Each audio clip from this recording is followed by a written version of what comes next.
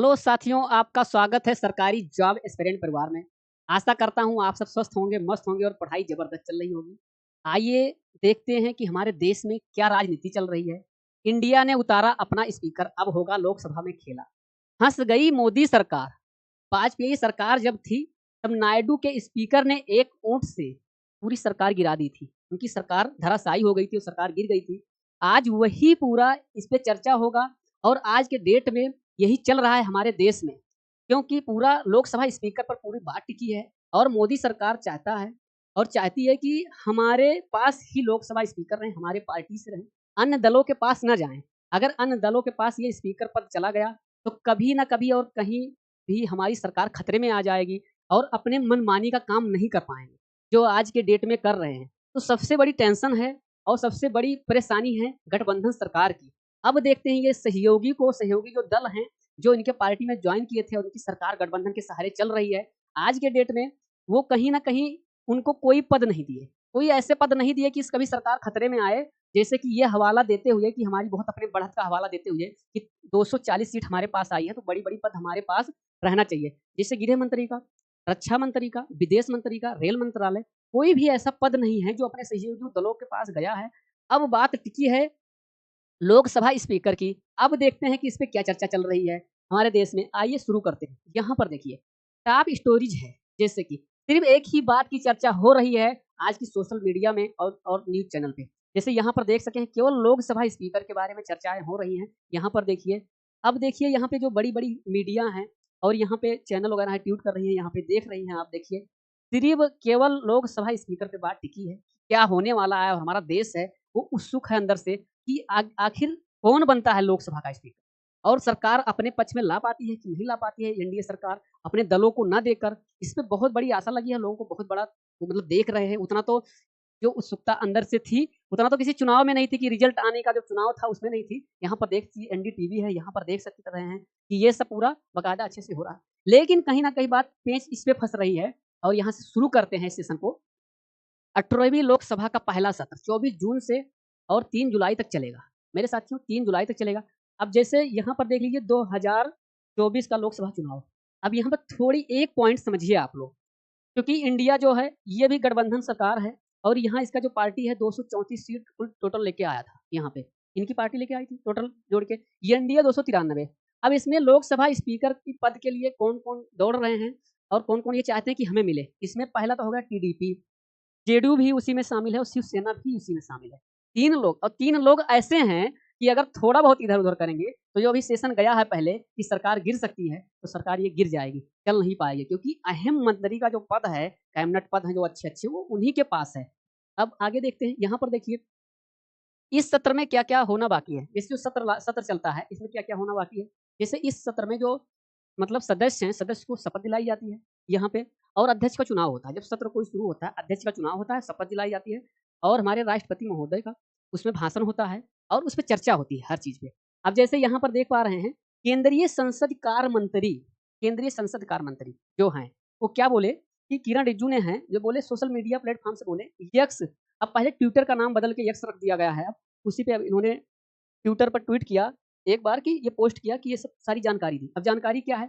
जो ये होने वाला है ये पूरा जानकारी दी। उसके बाद में नीचे भी बताए, मंत्री ने ये भी बताई कि राज्यसभा का 264वाँ सत्र जो है 27 जून से शुरू होगा, 27 जून 2024 से शुरू होगा, 3 जुलाई 2024 तक चलेगा और उसी दिन समाप्त होगा, 3 जुलाई 2024 को समाप्त होगा 3 जुलाई को। जैसे बताए और यहाँ पर भी ट्वीट किए, यहाँ पर देखिए किरण रिजिजू ने और ये सारी चीज़ें बताए, ये चीज़ें होने वाली है। और यहाँ पर देख लीजिए सबसे मज़ेदार की बात है, अध्यक्ष कैसे चुने जाते हैं। अब जैसे लोकसभा अध्यक्ष का चुनाव लोकसभा के सदस्य करते हैं। अब सदस्य कब करते हैं? जैसे मेरे साथियों की जब मेजॉरिटी में सरकार होती है, पूर्ण बहुमत में सरकार होती है, तो उन्हीं उन्हीं का सरकार का स्पीकर रहते हैं, लोकसभा स्पीकर रहते हैं, आराम से बिल्कुल चुन लेते हैं, कोई दिक्कत परेशानी नहीं आएगी। लेकिन यहाँ पे सीधा देख सकते हैं लेकिन लग गया है। इस पद के लिए नामों का चयन राजनीतिक दल करते हैं, राजनीतिक दल। जैसे अन्य सहयोगी दल हैं तभी तो गठबंधन सरकार चल रही है, तो वो चुनेंगे। और उसमें क्या है अगर इन दलों को पद मिलना चाहिए। अगर नहीं मिल रहा है इनको पद अगर लोकसभा स्पीकर का, तो कुछ ना कुछ करेंगे कि विपक्ष भी साथ में खड़ा है कि आपको और ये कहीं न कहीं और सबसे बड़ी बात है कि आज तक जब तक गठबंधन की सरकार रही है, अन्य दलों से ही स्पीकर रहे हैं। ये नहीं है कि मतलब विपक्ष पार्टी, जैसे मतलब जैसे ये नहीं है कि ये इंडिया का पार्टी का कोई लोकसभा स्पीकर बन जाएँगे, बन भी सकते हैं। लेकिन इसमें कहीं न कहीं ये चीज़ें हैं कि अन्य दलों के पास ही आज तक लोकसभा स्पीकर का पद रहा है। अब जैसे सहयोगी दल हो गए, ये नहीं जैसे 240 सीट बीजेपी लेके आई, तो उनके छोड़ के जैसे जो अन्य दल जुड़े हैं गठबंधन में, उनसे हो सकते हैं। यहाँ पर देख सकते हैं। यहाँ पर देखिए, मोदी सरकार की सबसे बड़ी चुनौती है लोकसभा स्पीकर पद को लेके। अब इसमें परेशान है कि एक ही पद ये बचा है जिस पे पूरा सरकार टिकी हुई है। अगर यही इधर-इधर हो गया तो सरकार 5 साल चलाना मुश्किल हो जाएगा, क्योंकि लोकसभा जो स्पीकर होते हैं सबसे अहम भूमिका रहता है सरकार चलाने में इन्हीं का। अब यहाँ पर देख सकते हैं मोदी सरकार 3.0 के लिए सबसे बड़ी चुनौती है। अब यहाँ गठबंधन सरकार की बनी है, गठबंधन सरकार अभी तक है, लेकिन इसमें ये भी बताया जा रहा है कि अभी तक जब तक सरकार बनी है तब तक अन्य दल से रहे हैं लोकसभा स्पीकर। लेकिन सिर्फ 2009 में स्पीकर कांग्रेस की मीरा कुमार चुनी गई थी। जैसे ये अन्य दल से नहीं थी, क्योंकि सीट कहीं न कहीं देखा जाए तो 206 ही सीटें थी। लेकिन बिल्कुल कोई आपत्तिजनक नहीं उठाए थे, कोई बात नहीं उठाए थे, सब चाहते थे कि मीरा कुमार ये लोकसभा स्पीकर बने। तब यहाँ से अन्य दल का ना छोड़ के सिर्फ़ अपने ही दल की चुनी गई थी।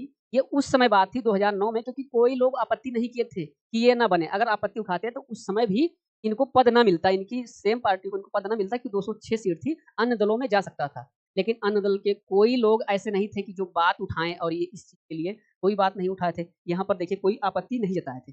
यहाँ पर देख सकते हैं। कब-कब सत्तारूढ़ पार्टी से बाहर का ही स्पीकर रहा है। यहाँ पर देखिए 1996 में और 1998 में, 1999 में सत्तारूढ़ पार्टी से बाहर का ही स्पीकर रहा है, जिसमें ये चीज़ बताए हैं। यहाँ पे ये चीज़ें नहीं है क्योंकि उस समय गठबंधन की सरकार थी, लेकिन अन्य दल से ही स्पीकर रहे हैं यहाँ पर देख सकते हैं, साल 1998 में अटल बिहारी वाजपेयी की एनडीए सरकार में स्पीकर तेलुगु देशम टीडीपी के जीएमसी बाल योगी थे। अब यहाँ पे टीडीपी के जीएमसी बाल योगी थे 1998 में अटल बिहारी वाजपेयी की सरकार में जो एनडीए की सरकार थी। अब यहाँ पर देख सकते हैं 2004 में सोमनाथ स्पीकर थे जो मार्क्सवादी कम्युनिस्ट पार्टी से थे। जैसे यहाँ पर देख सकते हैं एक ही वोट से अटल बिहारी वाजपेयी की सरकार गिर गई थी क्योंकि अन्य दल से स्पीकर थे। जैसे यहाँ पर देख सकते हैं पीएम पर कंट्रोल की कुंजी है स्पीकर का पद का। कंट्रोल कुंजी क्या है? अब यहाँ पर सीधा देख सकते हैं इस समय भी भाजपा भले ही 240 सीटें जीतकर आई हो और प्रधानमंत्री नरेंद्र मोदी ने अपनी बढ़त का हवाला देकर सारे जो अच्छे-अच्छे पद थे वो अपने ही पार्टी को सारा पद दे दिया, सौंप दिया। लेकिन स्पीकर कहीं न कहीं पेच फँस गया और ये है वही पेच फँसा हुआ है जो एक सबसे अहम भूमिका निभाता है पूरे सरकार में 5 साल। लोकसभा स्पीकर के पद को लेकर टीडीपी ने ऐसी माँग रख दी थी कि बीजेपी की टेंशन बढ़ गई। अब ये प्रत्यक्ष तरीके से अपनी माँग नहीं रखे हैं, लेकिन अप्रत्यक्ष तरीके से मतलब कहीं न कहीं है कि हमें लोकसभा का स्पीकर का पद चाहिए टीडीपी ने। अब यहाँ 26 जून को लोकसभा का अध्यक्ष चुनाव होगा। अब यहाँ पर तय होगा 26 जून का सबका इंतज़ार है मेरे साथियों कि क्या होने वाला है कुछ बड़ा। इसे यहाँ पर देख सकते हैं। टीडीपी से अलग जेडीयू की माँग।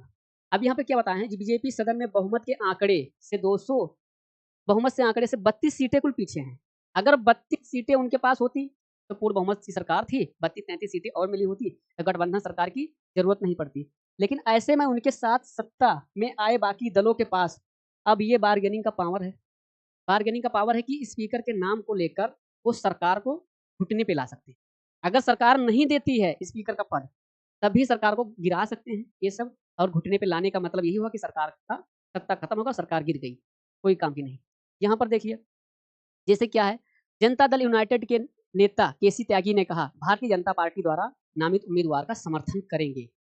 देखो ये बोले, लेकिन यहाँ पर देखिए टीडीपी के राष्ट्रीय प्रवक्ता राम कोमारेड्डी ने कहा कि गठबंधन में सभी दलों की सहमति से उम्मीदवार का चयन करना चाहिए, सभी दलों से। अब ऐसे नहीं है कि अपनी पार्टी के दल हैं, अपनी पार्टी हैं और खुद ही खड़ा कर दिए कि हाँ, यही रहेंगे। सभी दल की सहमति होनी चाहिए, जो दल जुड़े हुए हैं, उन्हीं की वजह से गठबंधन सरकार चल रही है। अगर इसमें सभी दलों की सहमति से होएगी तो वही 5 साल चलेगा अच्छे से, नहीं रहेगा। ये चीज़ें बोल रहे हैं, ये गलत बात है कि अपने ही पार्टी को सारा चीज़ बनाना और सारी पद देना, इनका कहना ये है। अब यहाँ पे सीधा बता रहे हैं टीडीपी के बारे में कि वो प्रत्यक्ष तरीके से सामने नहीं आए हैं, लेकिन अप्रत्यक्ष तरीके से कहीं न कहीं ये बात रखी है कि इस लोकसभा स्पीकर का पद चाहिए और टीडीपी ने स्वीकार की स्पीकर की कुर्सी से नहीं किया इनकार। ऐसा कोई कहीं पे नहीं है कि वो ऐसा बोले हों कि हमें नहीं चाहिए, ये बिल्कुल ये बात गलत है, हमें नहीं चाहिए क्योंकि कहीं इनकार ही नहीं किया। अप्रत्यक्ष तरीके से हैं, वो तो 26 जून को पता चलेगा। अब जैसे यहाँ पर देख सकते हैं, मोदी 3.0 के हर फैसले पर अड़ंगेबाजी होगी क्योंकि टीडीपी चंद्रबाबू नायडू ने जब अटल बिहारी वाजपेयी जैसे सबसे घुल-मिलकर चलने वाली प्रधानमंत्री की सरकार थी, जब सबसे घुल-मिलकर चल रही थी, तब बहुत ज़्यादा जो अन्य दल थे, इनकी जो मतलब बहुत ज़्यादा वो जो इनके दल थे, काफ़ी ज़्यादा बार्गेनिंग किए थे। कौन? टीडीपी के। बहुत ज़्यादा क्लोज़ थे उनके, अटल बिहारी वाजपेयी के। बिल्कुल घुल-मिल के चल रहे थे, लेकिन एक वोट से सीधा सत्ता पलट दिए थे और वही सबसे ज़्यादा बार्गेनिंग किए थे, तो ये तो मोदी को कहाँ छोड़ेंगे। जैसे इसमें ये चीज़ लिखा है। अब यहाँ पर देख सकते हैं, लोकसभा स्पीकर के पद को लेकर कांग्रेस ने क्या कहा? अब इसमें राजस्थान के पूर्व मुख्यमंत्री अशोक गहलोत लोकसभा स्पीकर पद के चुनाव की ओर से केवल टीडीपी और जेडीयू ही नहीं है, कांग्रेस बोल रहा है, बल्कि पूरे देश की जो जनता है उत्सुकता से अंदर से उत्सुकता है उनके अंदर कि क्या होने वाला 26 तारीख को 26 जून को कौन लोकसभा स्पीकर बनेंगे। यदि भाजपा के मन में आगे चलकर कोई जैसे बहुत अच्छा काम करने का विचार नहीं है, जैसे अच्छे-अच्छे दूसरा अपने हिसाब से कानून लेके आएँगे और लागू करेंगे और मतलब जैसे जो हमारे संविधान के लिए बहुत अच्छा निर्णय नहीं रहेगा। तब तो उनको दिक्कत है इस पद को देने के लिए। अगर ऐसा कोई इरादा करने का नहीं है, तो सहयोगी दलों को देना चाहिए स्पीकर का पद, जो अभी कैबिनेट का जो बड़े-बड़े पद हैं, कोई किसी को नहीं दिए हैं। अगर उनको बढ़िया तरीके से है। यहाँ पर देख सकते हैं। अब ये क्या बोले, पूर्व मुख्यमंत्री अशोक गहलोत ऐसी चेतावनी क्यों दी? गठबंधन धर्म को निभाते हुए 1998-2004 तक अटल बिहारी वाजपेयी की सरकार में टीडीपी और शिवसेना के स्पीकर थे। अब यहाँ पे बोल रहे हैं कि जब अटल बिहारी वाजपेयी की सरकार थी, तो यहाँ पे अन्य दलों से स्पीकर थे, यहाँ पे बता रहे हैं। लेकिन यूपीए सरकार में 2004 से 2009 तक सीपीआई-एम के स्पीकर रहे हैं और अच्छे से लोकसभा का प्रबंधन हुआ है। लोकसभा का कार्य हुआ है, 5 साल बिल्कुल चला है अच्छे से। कोई दिक्कत नहीं आई है कि सहयोगी दलों के पास अगर स्पीकर पद रहेगा तो सरकार खतरे में आ जाएगी। ये चीज़ बुलाए हैं, ये चीज़ बताएँ हैं कि अच्छे तरीके से चला है। लेकिन यहाँ पे ये कहीं न कहीं क्या है, टीडीपी और जेडीयू को महाराष्ट्र, कर्नाटक, मध्य प्रदेश, गोवा, मणिपुर, अरुणाचल प्रदेश एवं राजस्थान में भाजपा द्वारा किए गए सरकार गिराने के षड्यंत्रों को नहीं भूलना चाहिए। अब सीधा चेतावनी भी दे रहे हैं कि आपकी जो पहले सरकार गिराने का इनका षड्यंत्र था, आपका ही सरकार गिराने का, तो वो चीज़ें नहीं भूलना चाहिए। आपको अच्छे से उसमें डटे रहना चाहिए और अपने हिसाब से गौर करना चाहिए। यहाँ पर देख रहे हैं, स्पीकर पद का इतना महत्वपूर्ण क्यों और उसके एक वोट से कैसे गिर जाती है सरकार? जिससे आप देख सकते हैं, स्पीकर पद का बेहद ही अहम होता है। 1999 में लोकसभा अध्यक्ष की शक्तियाँ का पता चल गया था। जब एक वोट की वजह से अटल बिहारी वाजपेयी की सरकार गिर गई, मेरे साथियों। उसी समय पता चल गया था कि कितना इनका पावर है।